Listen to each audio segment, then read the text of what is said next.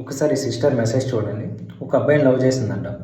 19 years అంటే ఈ అమ్మాయికి. 19 అంటే మేబీ డిగ్రీ. సో ఇంతవరకు ఎవరిని లవ్ చేయలేదు. డిగ్రీలో ఒక అబ్బాయి లవ్ చేశాడు. సో లేదు నాకు ఈ లవ్ ఏమి ఇంట్రెస్ట్ లేదని చెప్పి ఈ అమ్మాయి అన్నా సరే, లేదు కరెక్ట్ పర్సన్ లవ్ చేస్తే ఏమైపోదని చెప్పి మనోడు మోటివేట్ చేశాడు. ఓ 6 మంత్స్ బాగానే ఉన్నారు. తర్వాత ఈ అమ్మాయిని అడిగారు ఫిజికల్ అవుదాం, సో బయటికి వెళ్దామని చెప్పి. అమ్మాయి సెడ్ నో. సో ఇంక అబ్బాయి సడన్గా చేంజ్ అనమాట. ఇంకా అమ్మాయితో మాట్లాడడం తగ్గించాడు, మెసేజెస్ అన్నీ తగ్గించాడు.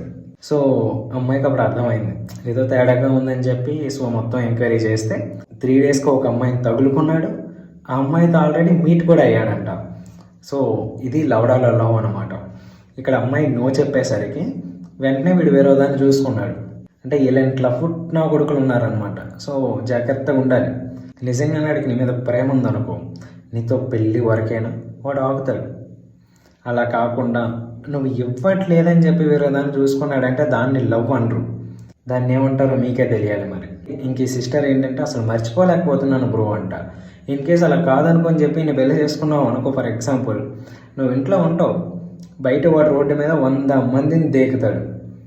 అర్థమవుతుందా? ఇలాంటి లంచ్ అడుగులతో జాగ్రత్తగా ఉండాలి. లేదనుకో దెంగేసి పోతారు. ఇక్కడ నీకు ఏదైనా ఒక ఫేవర్ ఉందంటే ఒక్కటి నిజంగానే, అదేంటో తెలుసా, నువ్వు వాటితో ఫిజికల్ అవ్వకపోవడం.